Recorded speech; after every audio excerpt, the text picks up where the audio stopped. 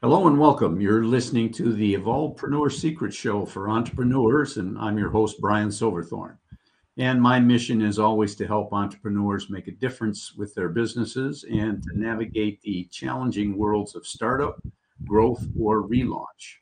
And today we're going to dig deep with our guest and get you the best concepts and strategies to fast track your business. And our special guest today is Nisha Lehmann. And she is a mobile app developer by day, and at night she says she's a staunch advocate for better mental health, which sounds very interesting to me. Welcome to the show, Nisha. Thank you for having me. I'm happy to have you here. So how about starting off by telling us a little bit about you and what got you to where you are now? Sure. Well, it's always a loaded question to answer, but I'll try to be brief. I have a technical background, so I started with software engineering and I worked my way through several of the very large consulting companies, the Accentures, the Deloittes, the Capgeminis of the world.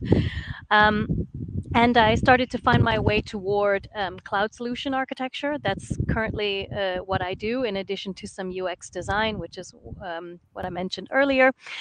And so my background is quite technical. I would say I've got a more of a technical background, but I've always been passionate about mental health.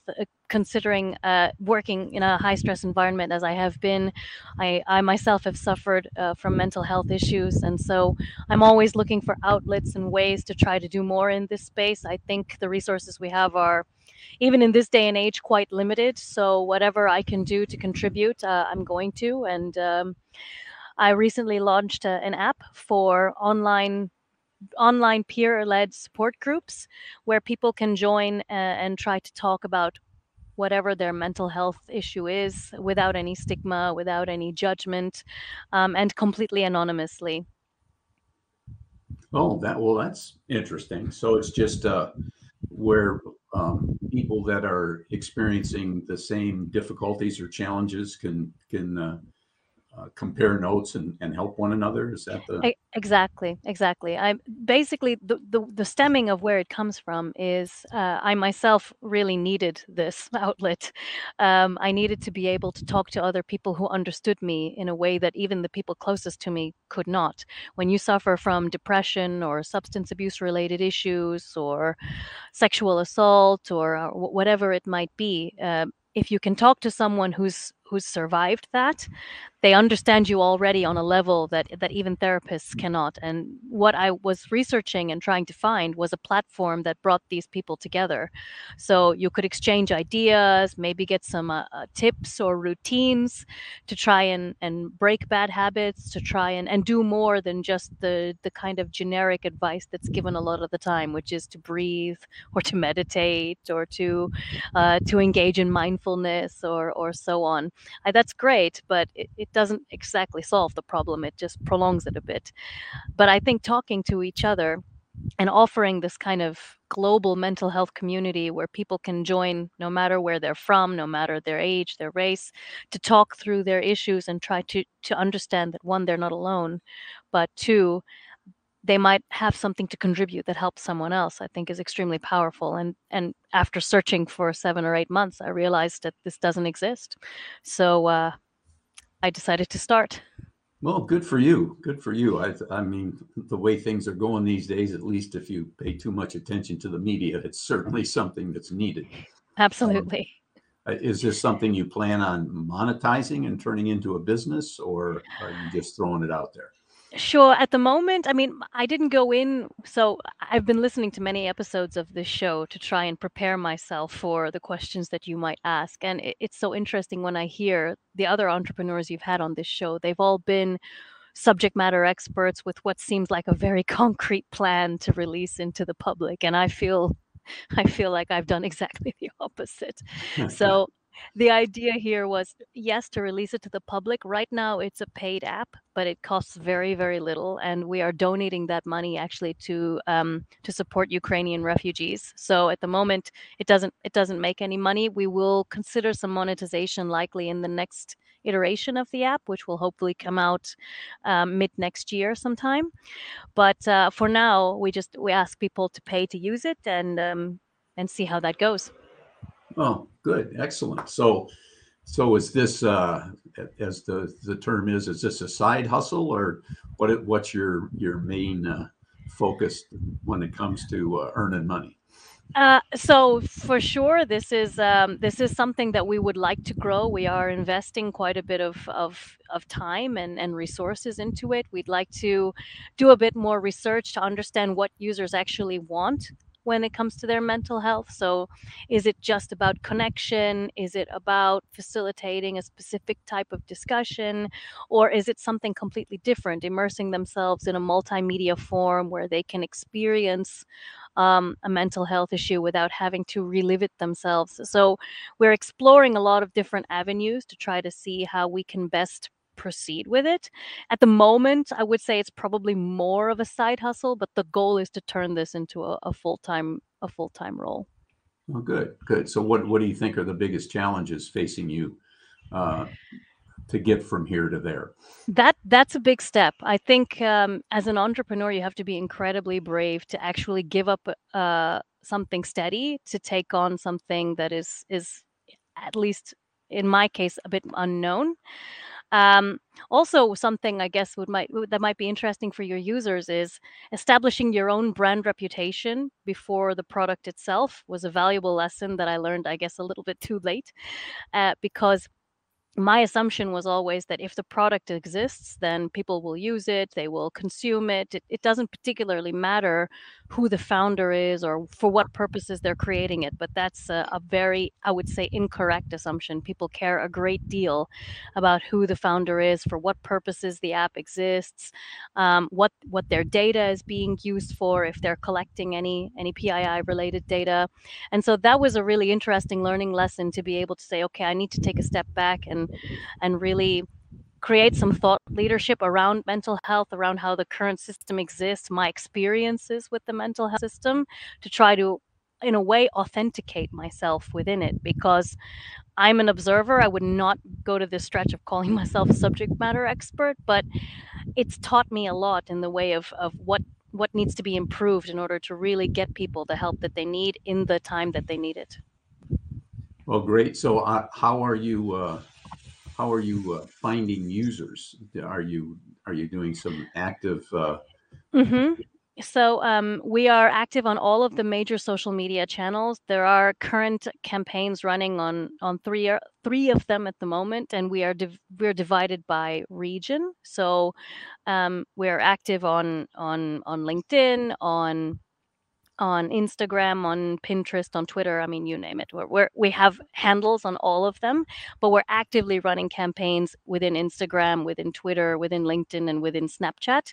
And those are based on specific geographies where we see the demographics are responding. So it seems to be that, as an example, in the US, the majority of the users we're getting are more in the teenage, the 13 to 24 age bracket, whereas most of the users we're getting in the Asian countries are tend to be a little bit older, within, I would say, 30 to 60 or 35 to 60. And so we're basically taking the demographic information and trying to establish the campaigns around this. So we're working, I would say, a little bit backwards rather than setting metrics and KPIs from the beginning, where we're putting out all kinds of feelers and then analyzing what works and then adjusting our campaigns accordingly.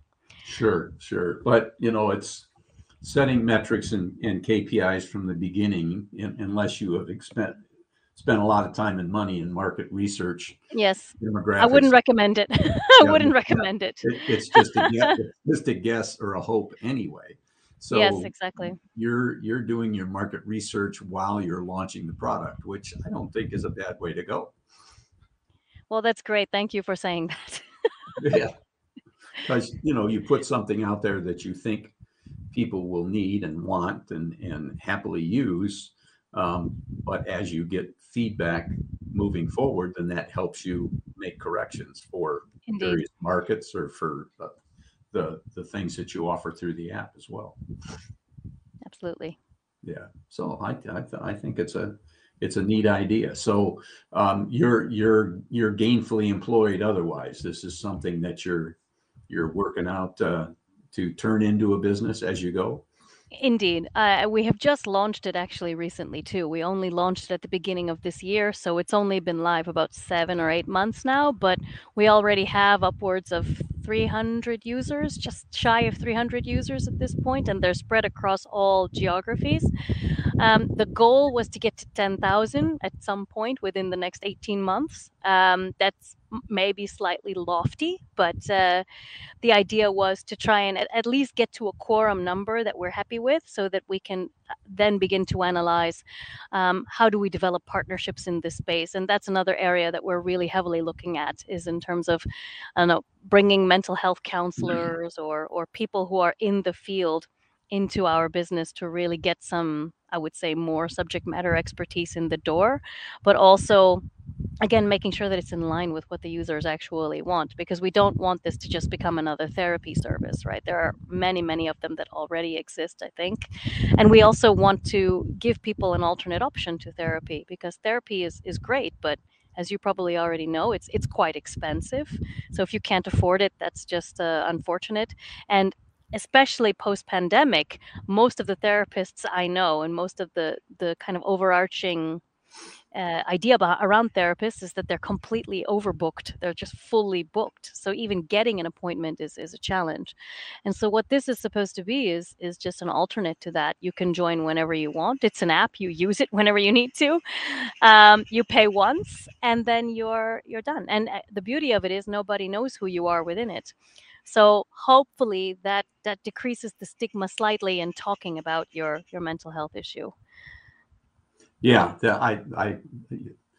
people are reluctant to share that with others, I guess. So even though you would share the fact that you broke your leg with anybody that would listen, but this is just some other issue that needs to be taken care of. But the stigma around it, as you say, Indeed, makes it yeah, more absolutely. difficult for people to talk about.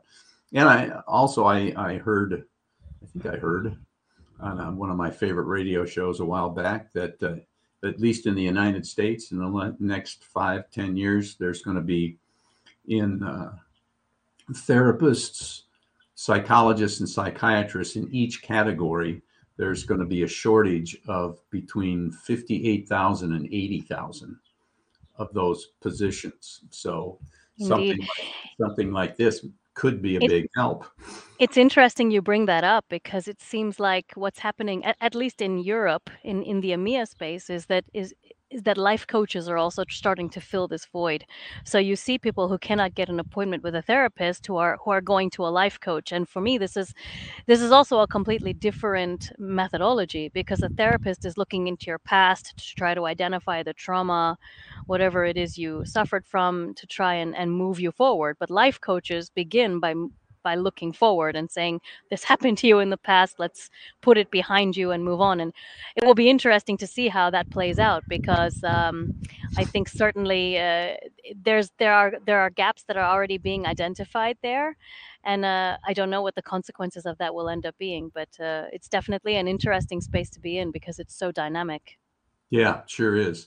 So from an entrepreneur perspective, do you have any good advice for an entrepreneur that's doing what you're doing, and that's starting a business while still working, and how to juggle all of that?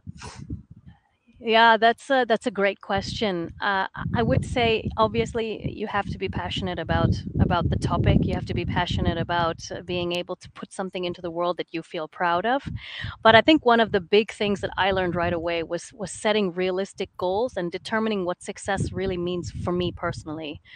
For me, success does not mean having 7 million users on the app, or even 700,000 users on the app. I mean, if we end up with 10,000, 12,000, or even less, that's still perfectly fine, because it's helping the people that need it the most. And for me, that's my metric of what success actually is. And so I would say, to anyone that wants to be an entrepreneur, try to define realistic goals of what you think success really looks like, because it's not just about the number of users you have, or being able to get rich off of it, right? It's about doing something that's meaningful for you, and something that you care about, that you're putting back in the world somehow.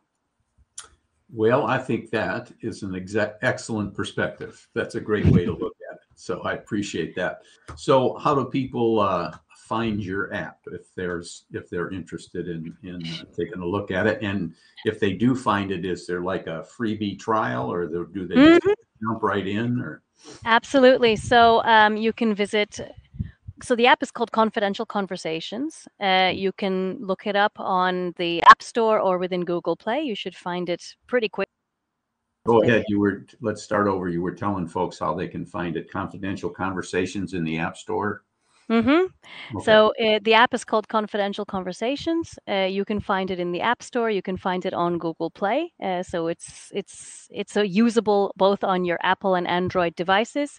We also are on all of the major social media channels. So if you look up the handle at convos, CONFID that's the best I could do in shortening it up.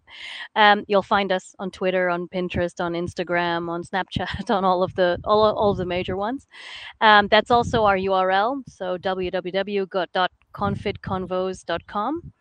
And if you send me your email address, I'm happy to send a promo code your way, so you can download the app for free and give it a try for as long as you like. And I hope that this app works in connecting people who need help the most. It's worth a try. I think at the very least, you can at least use it to get a second opinion about whether therapy is right for you, or if that's the direction you should go in. But I think an alternate to that solution needs to exist, and I hope this fills that void. Well, it certainly sounds very worthwhile and needed to me. So I wish you all the best with it. And I thank you so much for being a guest on the show. Absolutely. Thank you for having me. You bet. I enjoyed it. Well, that's a wrap on another great guest episode for the Evolvepreneur Secrets for Entrepreneurs show. But before you go, if you like this episode, we would be very grateful for a 5-star review. And if you would be so kind, please consider recommending this show to a friend or two. Make sure you subscribe for future episodes at evolvepreneursecrets.show right now. Until then, and if you're an entrepreneur, make a start on your next great idea today. Thanks.